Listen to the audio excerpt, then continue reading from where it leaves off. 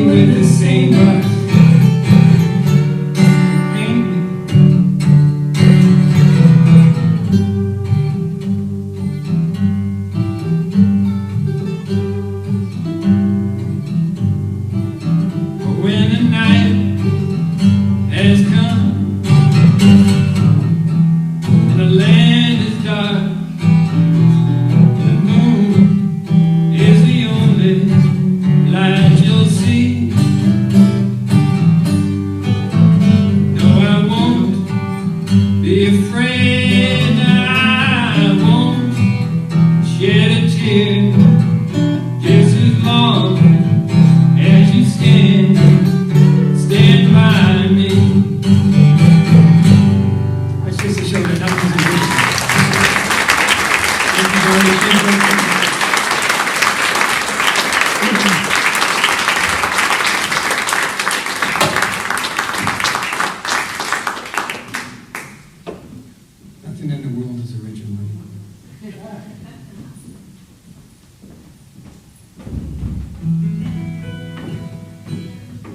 sort of the title song of that Changers record. I wrote it for a contest.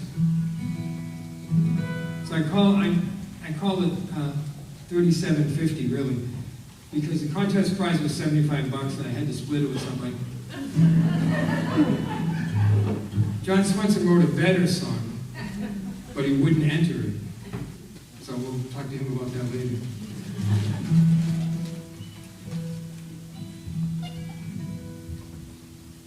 This next few songs are what I call the sedative part of the set. It's a little more mellow.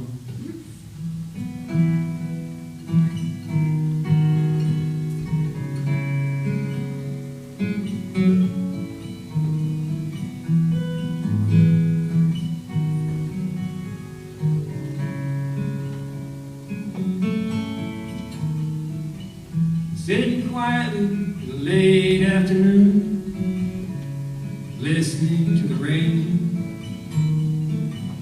rolling down my porch roof, headed toward the drain.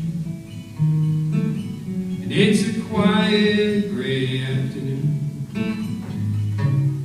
late in the fall. The winter's coming all too soon. Our changes for us all. Our changes for us all. Every winter breeds a discontent. Every blizzard I've ever met. Every howling winter wind holds a promise of peace within.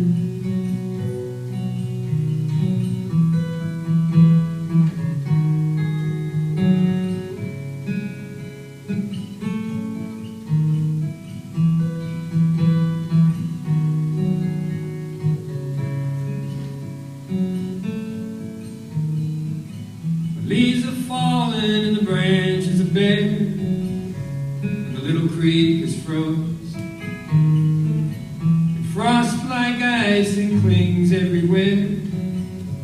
You cannot feel your nose, and I'll still be there beside you, waiting for spring. Leaves are falling just means they're coming back. Good changes it will bring. Good changes it will bring.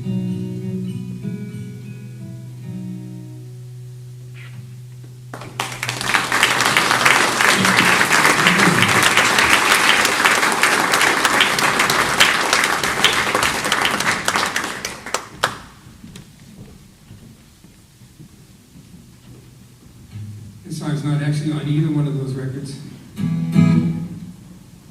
For years, John Swenson's mom, Marjorie, used to come to every place we played. And she was so cool. She had we had a thing we called the nanometer. We all called it Nana. The nanometer was how vertical Marjorie was. That told you how well things were going. And she also had this thing we called the Nana snare. She was the sweetest woman you ever met, but if John was playing a song and you were goofing around, she'd give you the look, like laser eyes, man. I've seen grown men cry.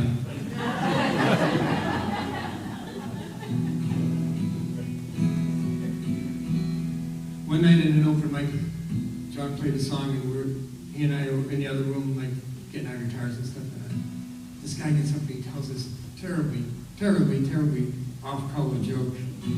And the whole room went so quiet. You could hear the mold growing on the food in the kitchen.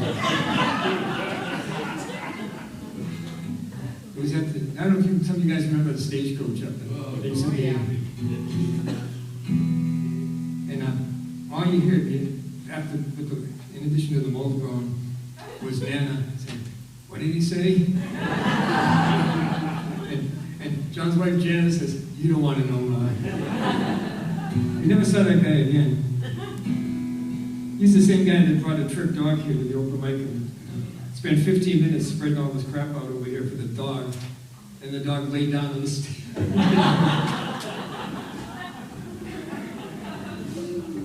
Fernandez. She loved the garden.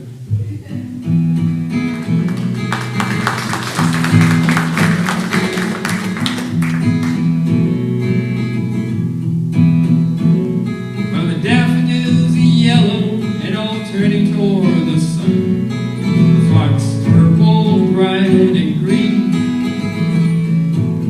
Tulips have just started and the crocuses they're done. This garden is a sight to be seen. Well, the bees all buzz around and they do a honey dance. Little crawly bugs swoop by. Frogs and toads are looking for some springtime romance. Birds take up the big blue sky. It's a lovely spring day, so tears beg your pardon. There's a colorful new butterfly in Marjorie's garden.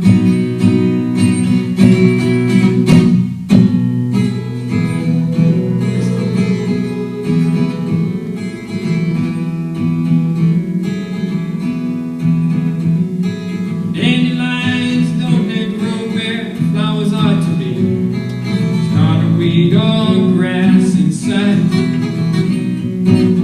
Every plant is placed on tender bended knee. Everyone is fed just right. Well, the bulbs will nap all winter, in the spring poke out their heads. Winter frost can't get them where they sleep.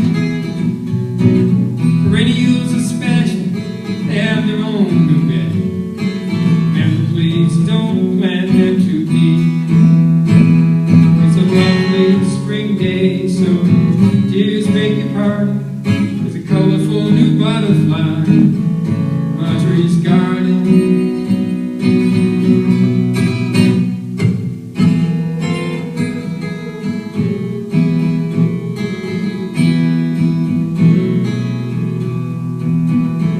Well, a rainy day in April means more flowers come in May. The gardens muddy, the trees sprout leaves. She loves that little garden, even on a rainy day. It's not what you see, it's what you believe.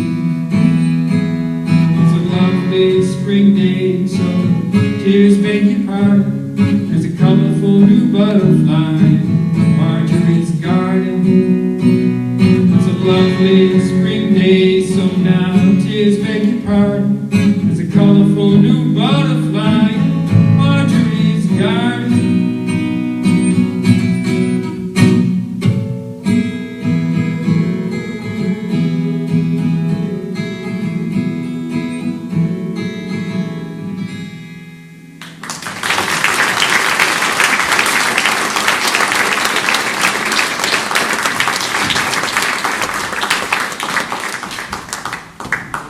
Brian Manson Moore taught me this.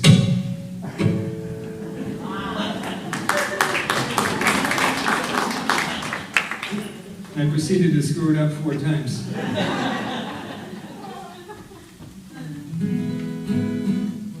But I didn't pay him for the lesson.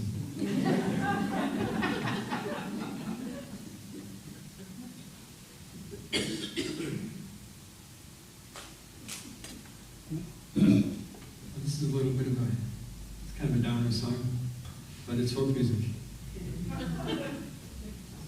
Folk music is meant to be endured, not enjoyed.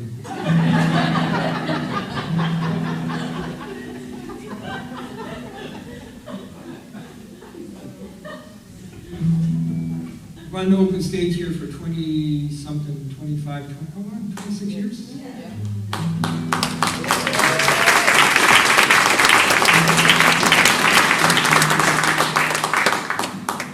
And in that time, hundreds of people have passed through here, and some of them are in what my dad used to call the club now. My father had this thing. He'd start a story out about somebody, and it usually started with so-and-so, he's dead now. So we decided that that was the HPN club. So now if somebody's passed away, we just say he's in the club.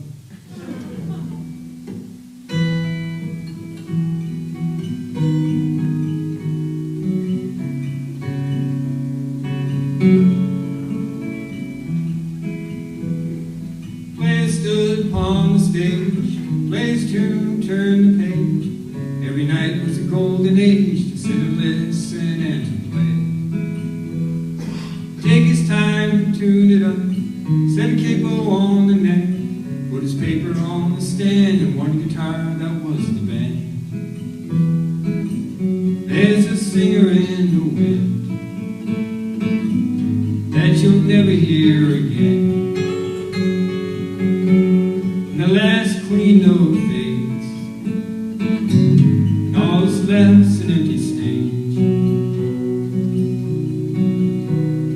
An empty sidewalk, an empty door. Someone once played tunes before, for nickels, dimes, and nothing more. The ghost of someone by the store. His guitar case was open wide to show the emptiness inside. A heart with no place it could hide was on display for passers-by. Never know when the last song comes. Is there an encore when the chorus fades?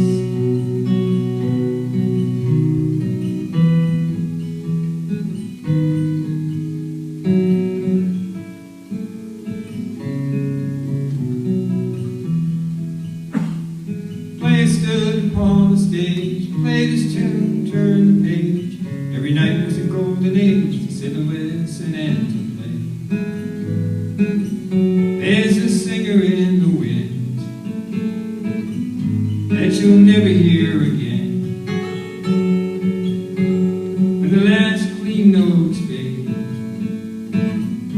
all that's left's an empty stage.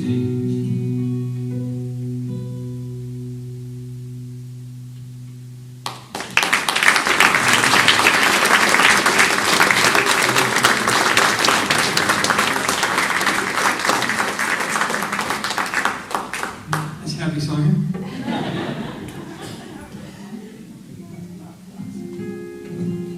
Not a folk show if you don't feel like killing yourself.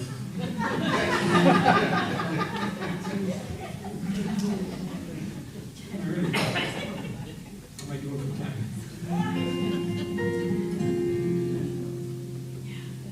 I got hired last year to play at this outdoor street festival thing in Lowell on Market Street, one of the old cobblestone streets downtown. And it was a semi-bad weather day. So I was out in the middle of the street underneath this canopy thing. And down at the intersection, these acrobats set up this whole big rig and they were doing the whole, like the Cirque du Soleil thing over there. And it's just fascinating the heck out of me. I almost didn't play because I was too busy just watching them. But that's what this is about.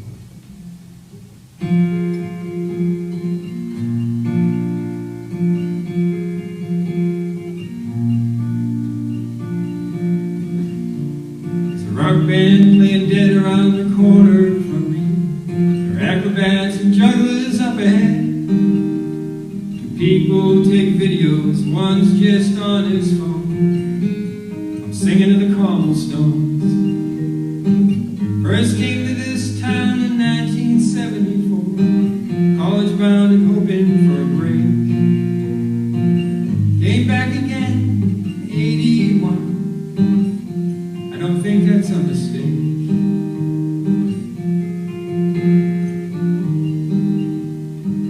The rain holds out, I might get this set done. Wind blows a tent pretty hard. Could blow away all on its own. I'm singing to the cobblestones.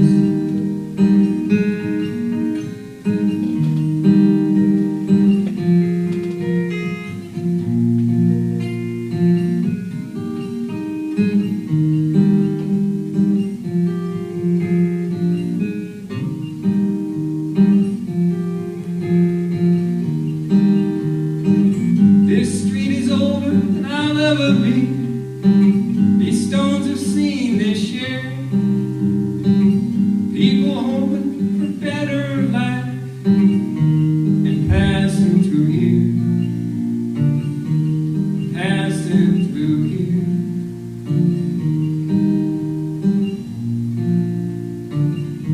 Wind let up, the sun came out. I finished with towns. The acrobats took down their stage. singing in the cobblestones. They all pack up and move along.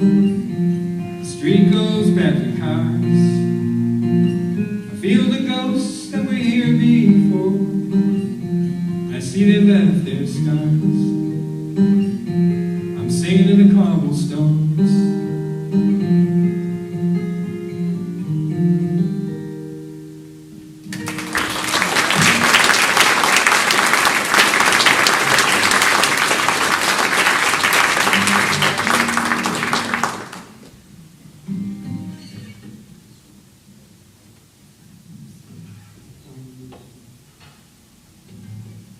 Throw this song, it's not on my list, but I wasn't going to get too political. But this is called Follow the Money.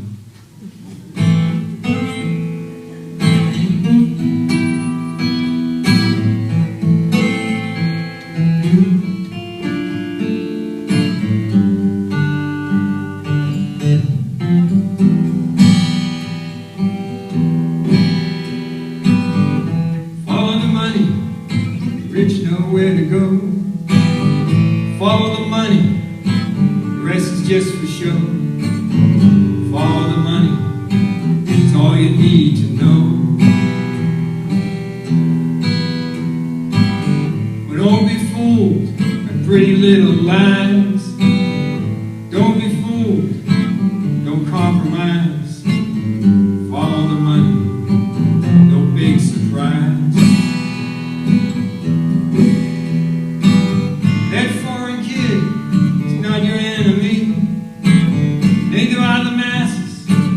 Yearning to be free. All the ones that don't love like you and me.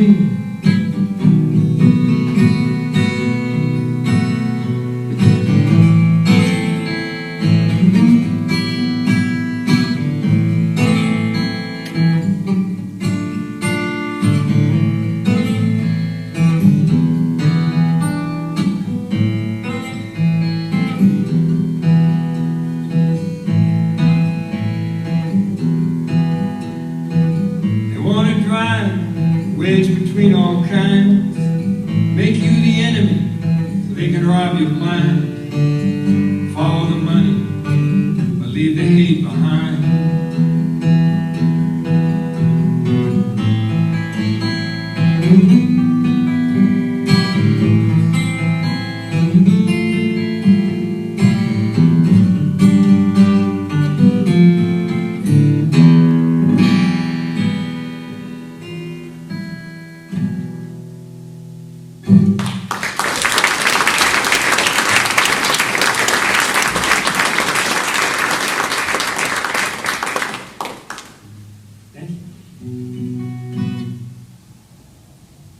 I think I have to explain that too much. All right, it's a song about my dad. Anybody here have a dad? Anybody has a dad? He's a pretty cool guy. One year, my nephew and my brother-in-law and I, we used to go down to spring training with his buddies every year. So one year we decided, we'll go with you. We'll go do that. So we went down to Fort Myers to watch spring training games, which was really cool. It's like the old days, right there on the field. Anyway, so we get to the ballpark, and it's sunny out because it's Florida. I say, Pop, where's your hat? He didn't have all the hair he had when he was younger. He said, I left it at the hotel. Okay, so I give my nephew Mikey $20. Go buy Pop a hat, which he did. Next game, same thing. So for 4 games, he never had a hat to the ballpark. And Mikey never gave our change back from the 20 either. He eventually had his own hat, too. So we get home, and people come into the house. Like, you have a good time? My dad's name was Louis. Have a good time at the ballpark? Oh, yeah, it was great. Oh, I got you a hat while I was down there. got to be the hero. So one time when he was, I think he was like 80, he lived to be 91, he was I think 87 or 88, we bought him an expensive like self-winding mechanical watch, because that's like, he loved watches and things. And he was nervous because it wouldn't stay self-wound, because he didn't move. You gotta move. So I bought a little box that he could put it in at night that did this. And then kept it wound for him. He was happy with that. I still have the little box. And every now and then I get emails from the little box company asking if I want another one. I say no. I get an electrical watch that I put on the little stand at night and it charges itself up. So this is for him. This is called My Father's Coat.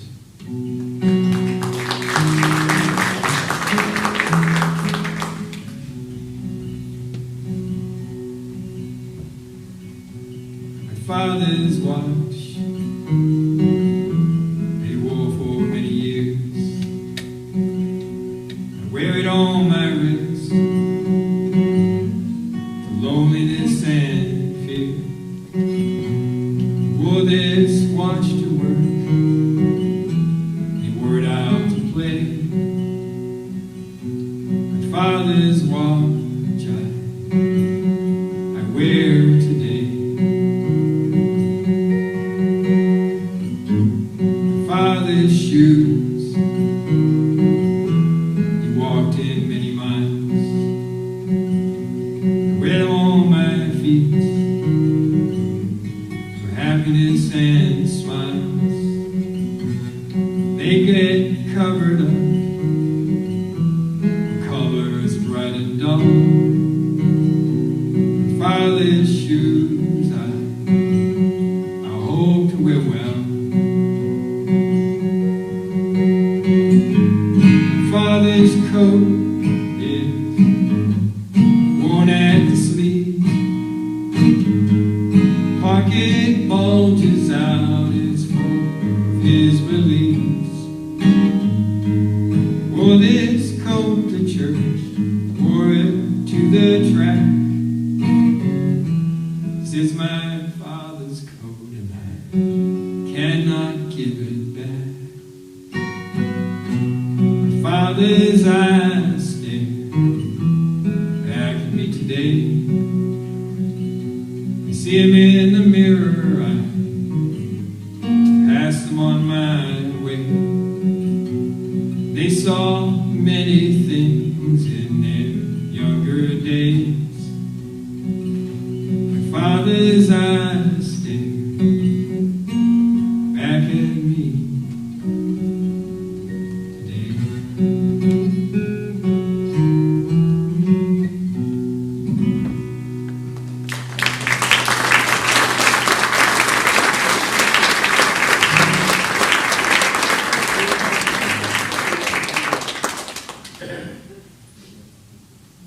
People ask me about the shoes verse.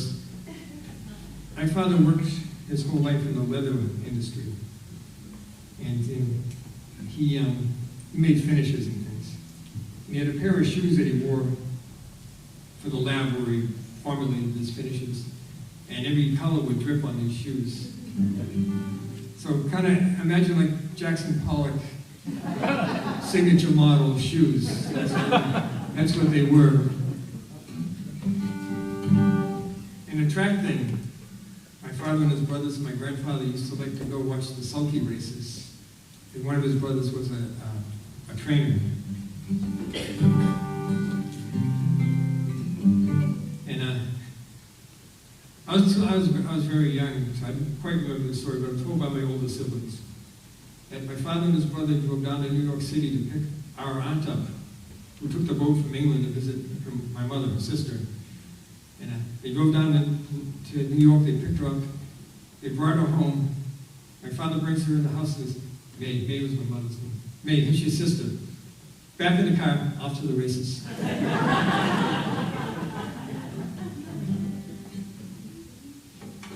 Needless to say, my mother was somewhat of a saint.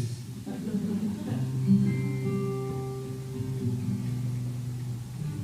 wrote this song with my friend Charlie Cook. He taught me the adult chords in it. I got to preface it with a little story, and I'm going to preface the story with what's going to sound like a brag, but when you get to the end of the story, you're going to know it's definitely not a brag. But I am a licensed, registered professional engineer. I took 2 8-hour tests, and I got 3 registered professional licensed guys to sign off on me and all that other stuff, which isn't easy to do in the high-tech world, because nobody bothers to get a license in the high-tech world. So I have a license. I could sign off on the drawings. I shouldn't. But I could sign off on the drawings if you want to build a bridge or something. No problem. The state will let me. They shouldn't let me, but they will. So anyway, I tell you that because I was in the basement and there was a leak on the floor, and there was cracks in the floor. And I thought, oh, darn, water's coming up through these cracks in the floor. John knows how that works. And I said, well, I'm going to call those basement guys that spray epoxy into the cracks and seal it up. So I called this guy in. First off, I have to tell you that my wife looked at the water, and she said, I think it's coming from the furnace. And I says, licensed engineer. This is testosterone. This is man stuff. See the tools? So I called the guy in with the basement thing. And he comes in, he looks at it, he says, oh, you know what I have to do? He said, I have to chisel a trench from over there to the corner, and from the corner over to there.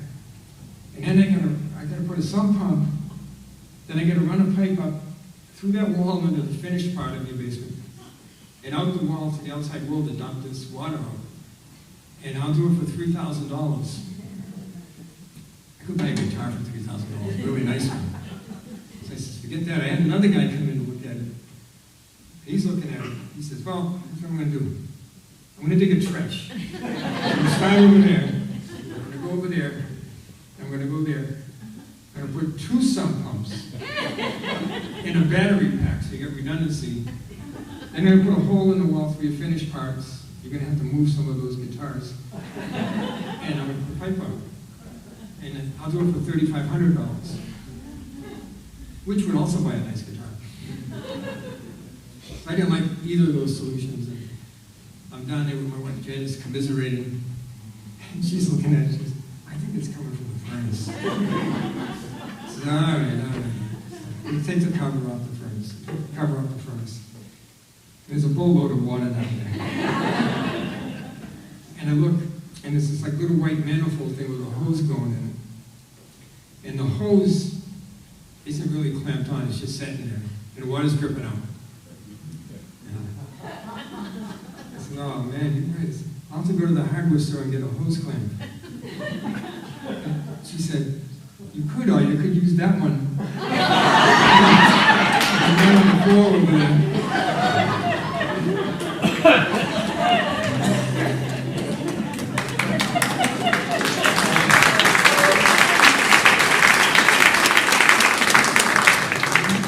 So the turkey that did my furnace, maintenance thing didn't put the hose clamp back on. I've gotten a new furnace since then because the other one was leaking seal. And I'm told that it's not good to have carbon monoxide in your house. What do you guys think? So I wrote this on my friend Charlie. This is called Love Me Anyway.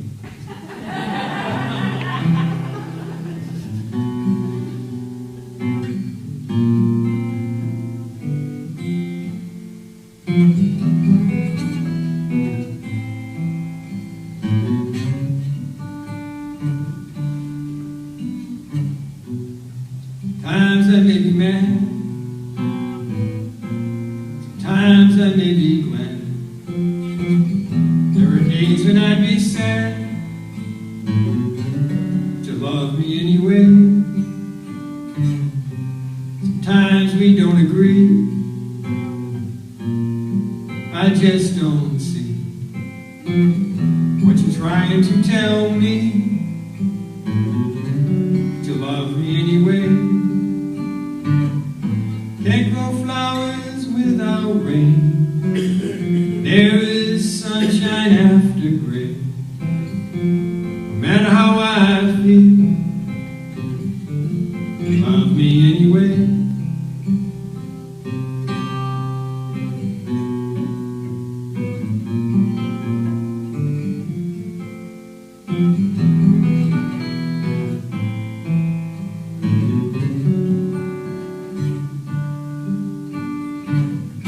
Can't grow flowers without rain. There's sunshine after gray. No matter how I feel, love me anyway. Can't have left if you don't have right. Can't have day if you don't have night. Sometimes laugh, sometimes cry. Love me anyway. Be there when the sun comes out. Be there without a doubt. That is what it's all about. You love me anyway. Can't grow flowers without rain. There is sunshine after gray. No matter how I feel, love me anyway. Love me anyway.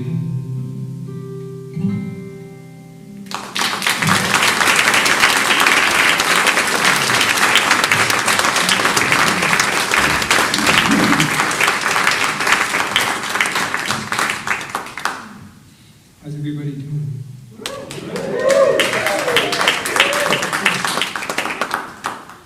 You think your babysitter found the liquor cabinet?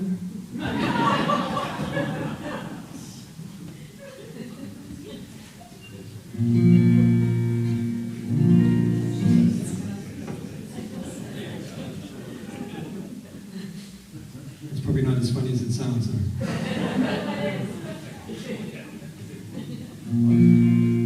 So, Bob and Betsy and John and Kathleen and Patty and I have a song group where we get together once a month and we critique our new songs with each other. And we have prompts and things. And sometimes I send assignments out, which don't apply to me, but they apply to everybody else. And I learned when I was in college that the best way to get something done is to wait for like the last 2 hours.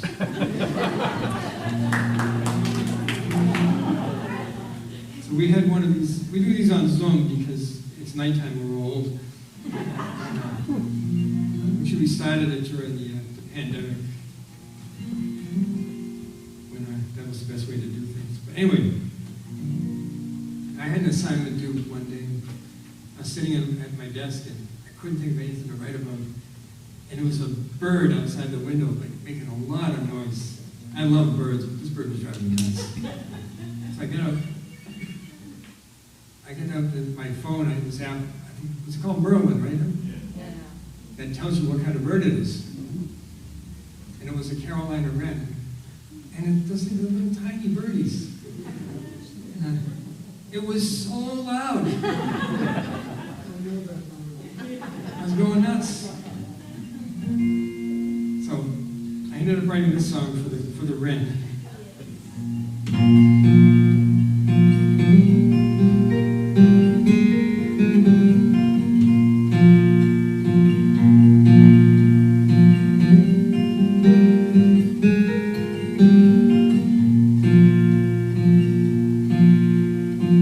Carolina wren outside my window sings aloud for her sighs. Carolina wren knows no shyness, no big surprise. Sings all day in her tree, knows no sorrow. Carolina wren, you're here now, come back tomorrow.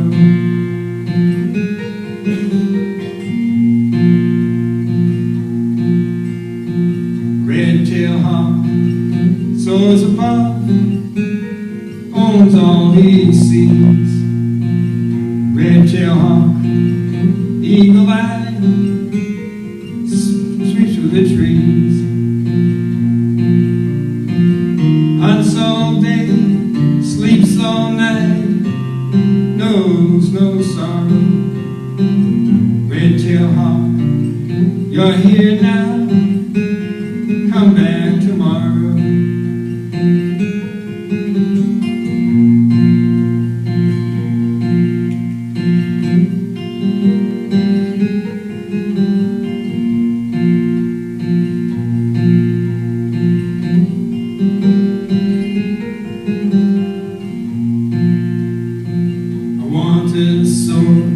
Like that harp, sing like the wren,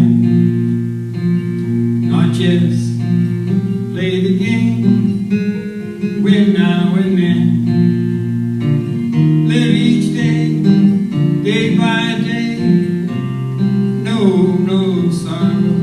I want to soar, want to sing, today and tomorrow.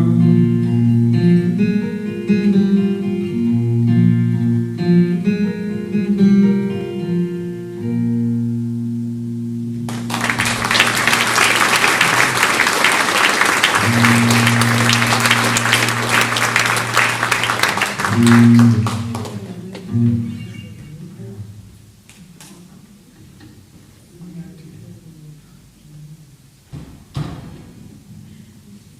bring my friend Jackie Damsky up here with her violin.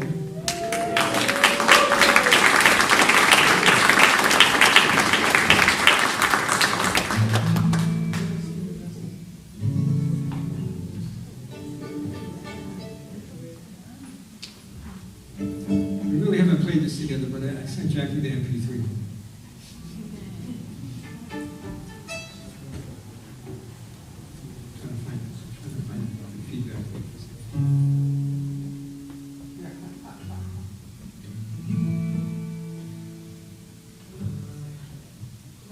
Ready? I should explain this song a little bit. It's called, this is called Choose Love. Because it's choose love over fear, because the opposite of love isn't hate, it's fear. Every time you watch some of these guys on TV, they're trying to make you afraid of people that they don't like. That foreign is going to steal your cookies. That's what they say.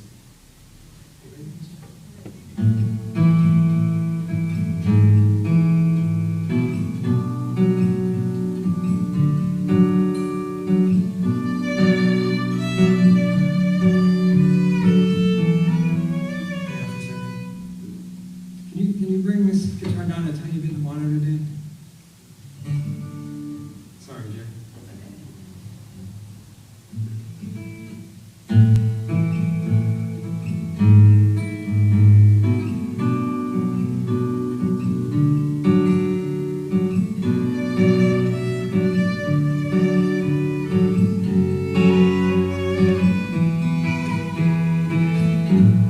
Something is new.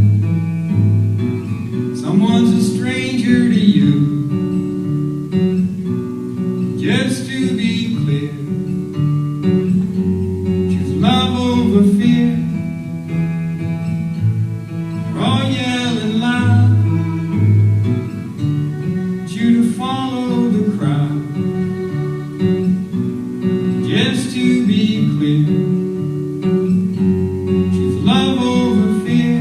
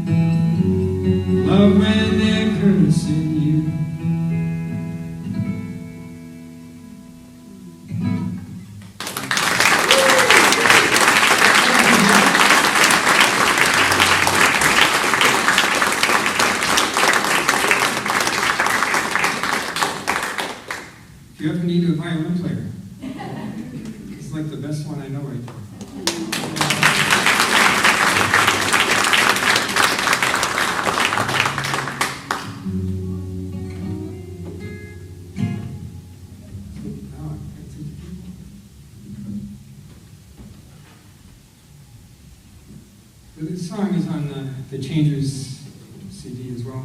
And it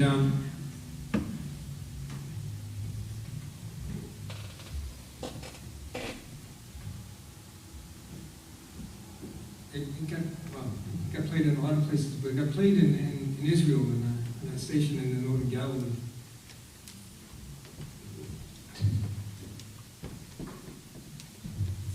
And this professor heard it.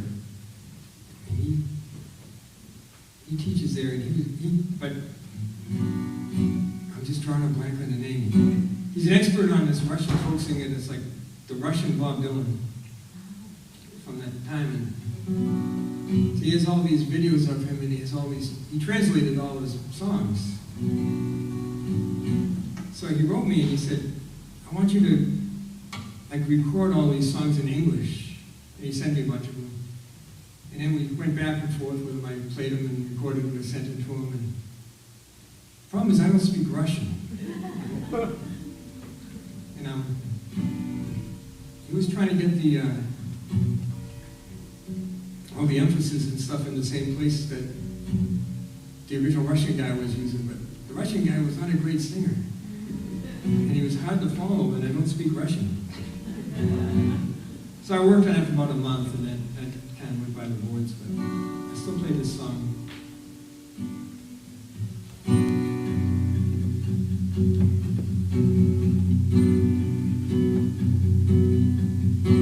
The lights are out in the town tonight. I'm hiding under the stairs. The stars are dimmed like rocket flames. I hear crying, no one's there.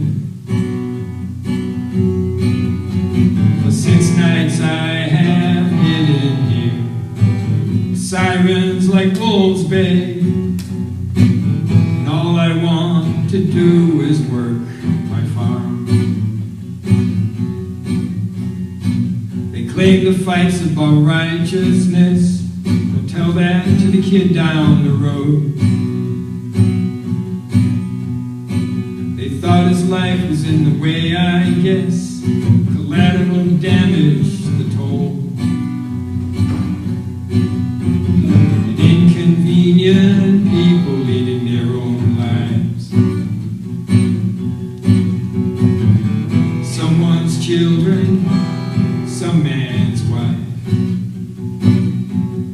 And they speak, but they do not hear at all.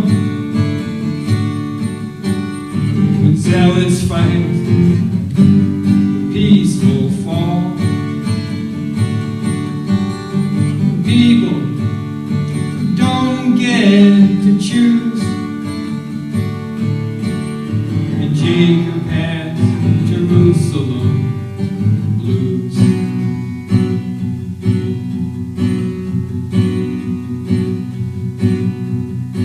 And once this was the promised land, flowing with honey and whey. Jerusalem, heritage of peace, is anything but that these days. And Isaac's fighting Ishmael. Abram turns in his grave. Good people in a living hell. And they speak, but they do not hear at all. Zealous fight, peaceful fall. People who don't get to choose. And Jacob has Jerusalem blues. Yeah, Jacob has Jerusalem.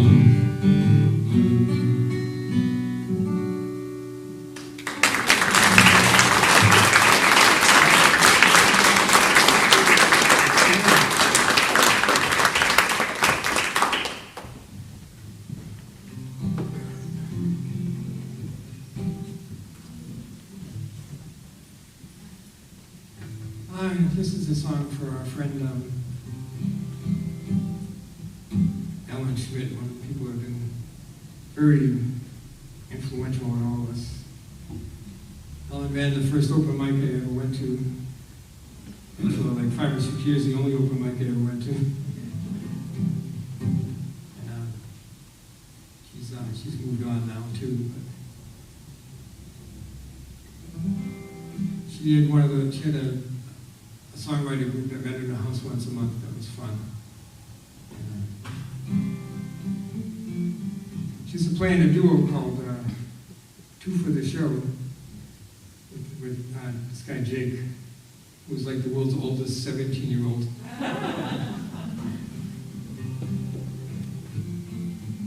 She used to run that open mic over at the Colonial Inn over in Concord. In the back room, there's a little, like a pub back there. It's kind of a cool room. It's not that big. And Doris Kearns Goodwin and her husband used to come in there a lot and sit at the bar. And there was one instance where she had gotten accused of plagiarizing something, and it was false. Like, every time somebody got up to sing a song, if they said, "This is an original song," instead of saying, like, as usually did, Jake would say, "We'll be the judge of that." He would say, "You sure that you didn't steal it?" Ellen was a school teacher. I thought she was going to kill him. But she didn't, which was okay. I was glad of that. Jake was a good guy.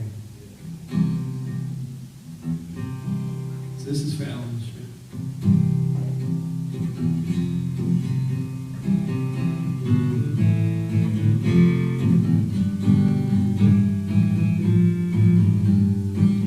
Past the house on Turnpike Road, we spent many hours playing. Songs were full of the singing there and stories for the saying. Folks would bring their latest tunes and we'd all sit and listen. The words and chords and melodies and not a note was missing. Sing me one more chorus, Ellen, like the stories you are telling. I like the flowing of that melody.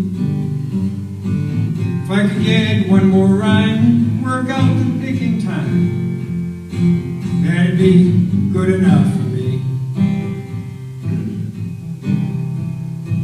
There's an old hotel in town where pickers might be playing.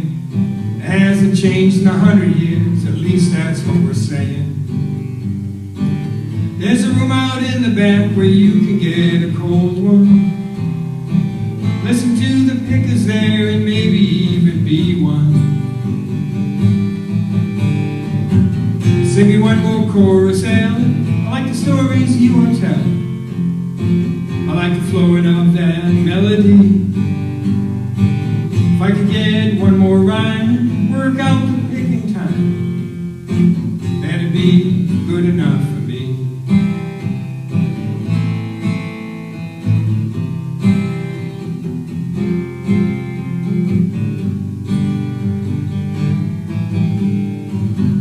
Jake took the microphone like I had all of his life. He teased a woman at the bar and sang her a Barlow knife. I miss those rowdy nights when everyone was smiling, singing songs and telling tales and everyone was laughing. Sing me one more chorus, Ellen. I like the stories you are telling. I like the flowing of that melody. If I could get one more rhyme, work out the picking time, that'd be good enough for me. That'd be good enough for me.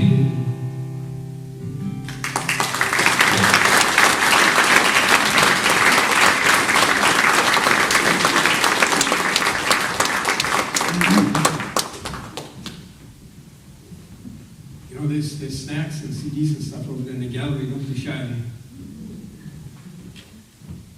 Our friend Kathleen made a lot of snacks for us today.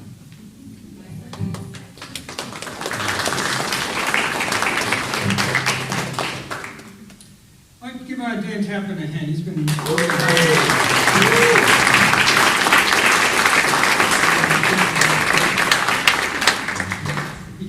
set up the sound tonight, we just kept adding things to it. And adding things. We're like the highest maintenance night for a solo performer ever.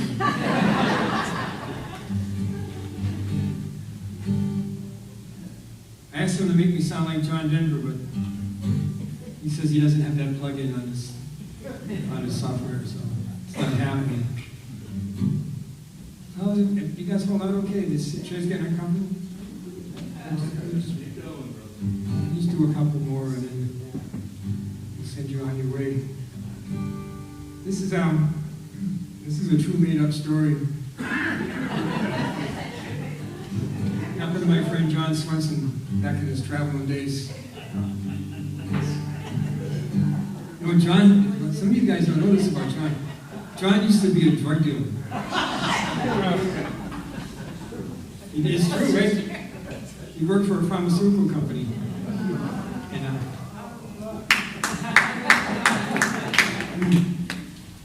he hated to work so much that he would just pretend to go to the doctor's office. He was always afraid, especially at the proctologist's office, what they're going to ask me.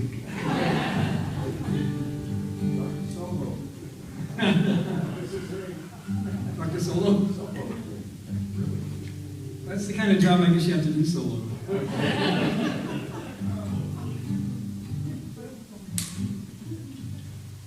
Some of you are probably doctors here. I know one person that might be. When you're at the doctor's school and you're signing up for specialties, why do you sign up to? Is there like a line, and if you're in the back of the line, you end up with proctologist?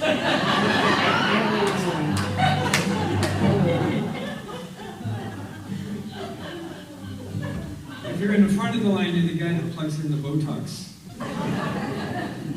which my dentist can do. There's a little sign on my dentist's office that says they do Botox. I guess they figure they already got the needles. So, I don't know. I got to go there Tuesday to get a couple of crowns fixed. So I'm going to ask them about the Botox. What if they have a version that'll make me taller? That's like snake venom or something, right? Botulism or some such thing. What was I going to play?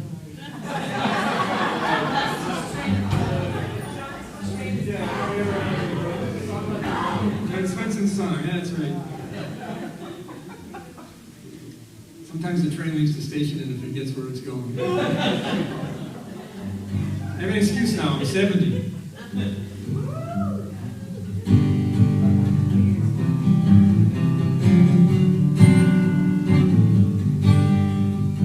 He was a rumor of the highway, a legend of the road. Long as things were going his way, he'd do what he was told. But night in Oklahoma,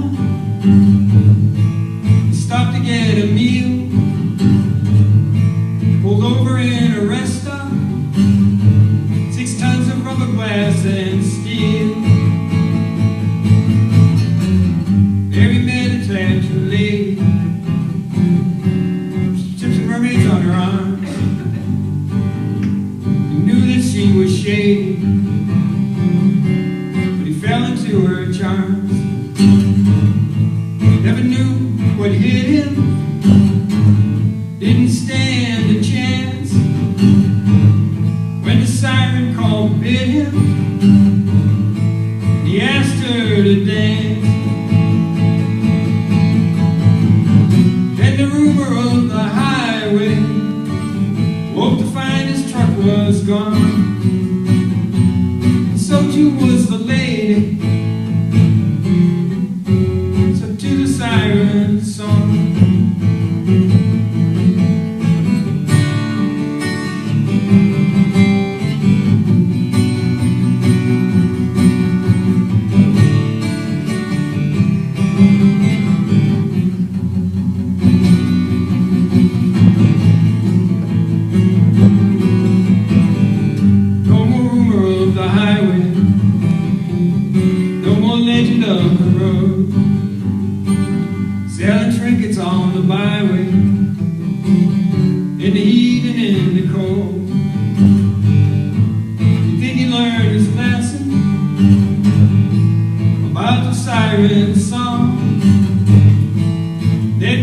romancing, but then you would be wrong. It was a rumor of the highway, legend of the road.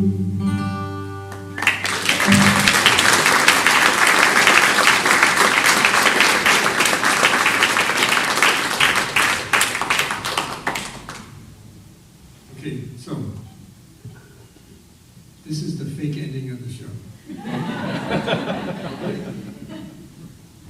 If this was a real show, I'd walk back there, and if you wanted another song, I'd come out and go, walk back.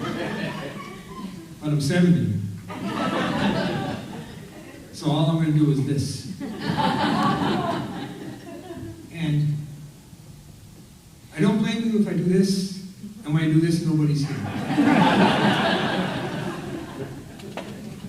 We're all, as my cardiologist said a couple weeks ago, as we age, we get tired. And I wouldn't blame you for getting your coat and leaving. I'd love it if you take some snacks with you, because I'm not going to take them home. Can't make it to them. You got grandkids.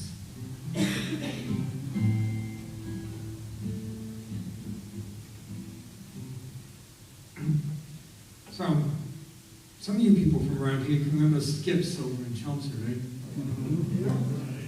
Skip's had the cocktail lounge on the side called The Embers. And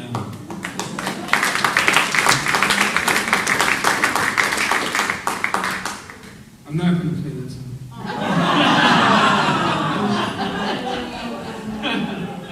No, I'm going to play it. I made up a whole story about that.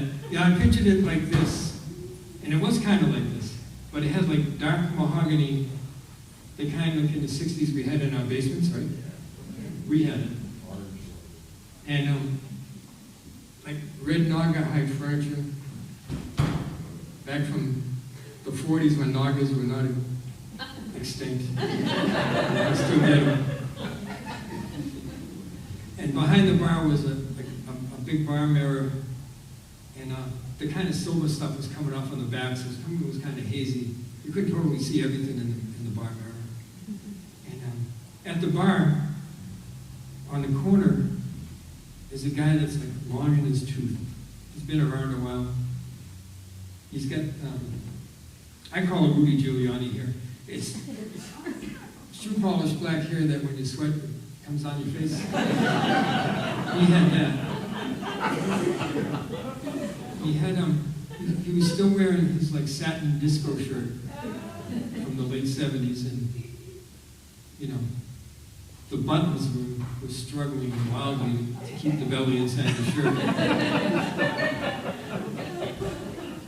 And he has a big gold chain hanging from his thing. His name is Tony. And around the corner from him is a woman. Not quite as old, but almost as old as he is. But she's got a few miles on her or two now, let's put it that way. And she's got like bleach blonde hair. And she's got those glasses that go like this, those snake-eye glasses. With the beaded chain that goes around your neck to hold them on so that when you're in the bathroom, they don't fall in the toilet. She's checking herself out in the mirror, really because she thinks she might have spinach in her teeth. And so he starts chatting her up. So this is kind of from his standpoint. And sometimes when I write a song, I write up a whole backstory. And I pull the song out of the backstory. This backstory ended up being 65,000 words.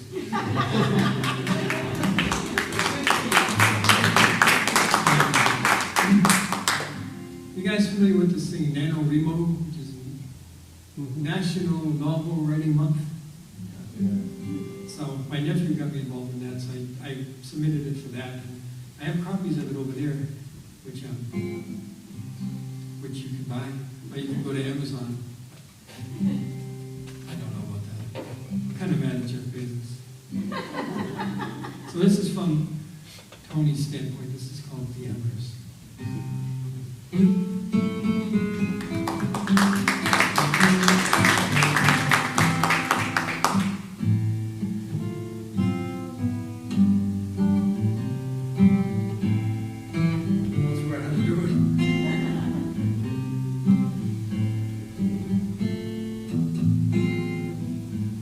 Neon is purple and pink. I stepped in for a drink. Parcels of plastic and the TV's erratic. I'm in the embers again.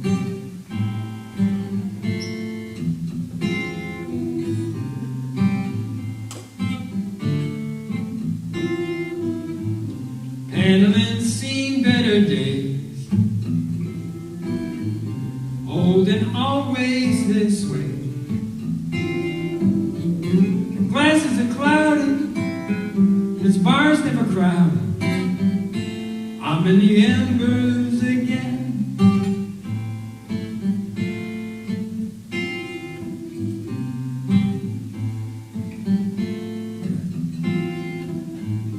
Pool table has a few tears,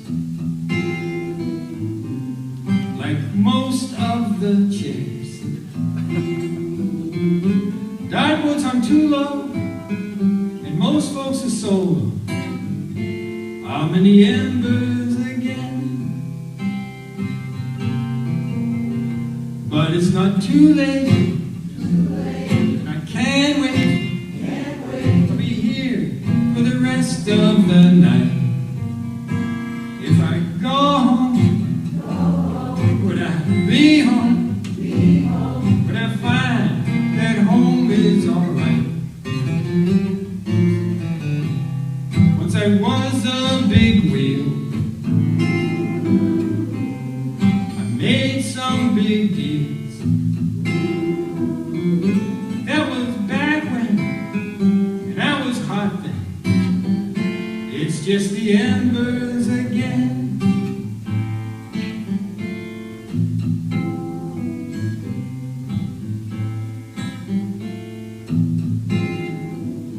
Well, I hear was at the corner of the barn.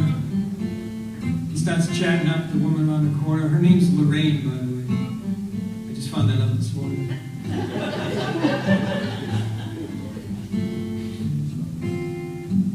She's not really paying a lot of attention to him. She's more interested in her umbrella drink. And he says, you know, I used to be a double knot spy, and I would go all over Europe, like in my Aston Martin. I had the ejection seat, the little button that squirts oil out the back when somebody's following me. My old Chevelle did that. Little button.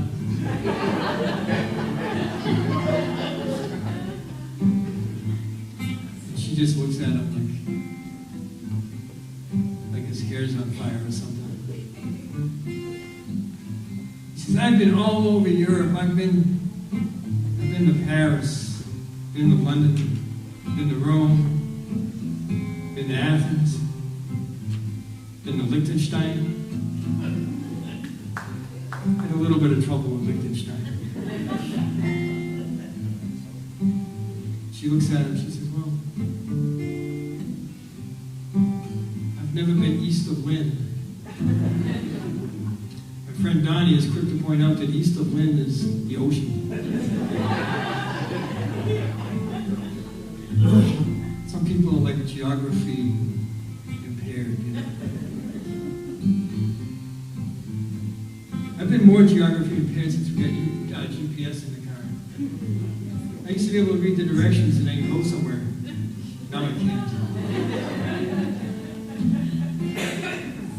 And it really annoys me that I can't do it. And also what annoys me is I have this, for some reason,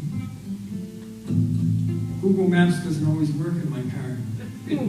The little lady that tells you where to go leaves off the last like 4 words of the sentence. So it comes out, take a right. Okay, where?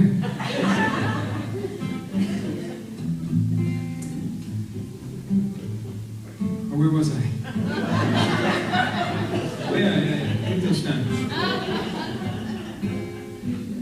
So he says, I could take you to Europe and take you all these places.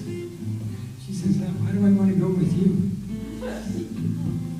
He says, don't you see the nifty shirt? Can't you tell that my hair's all black? She just kind of looks at him. He takes another peanut out of the bowl. That's his dinner. His dinner every night is a can of Bud Light and a bowl of peanuts. And he says, I'll tell you what, if you want to go tonight, I can take you to the Riviera. She says, oh, cool. I can go there. He says, great, because it's parked out back.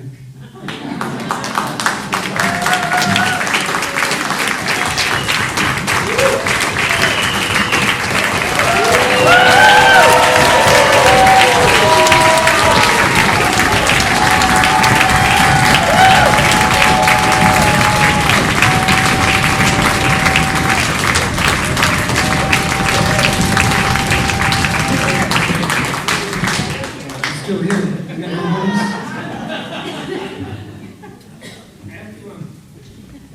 I have to tell you, well, thanks for coming out tonight, by the way. I really appreciate it. I had a vision of it just being like me and Dan. So I really appreciate everybody coming out. Really, makes me happy.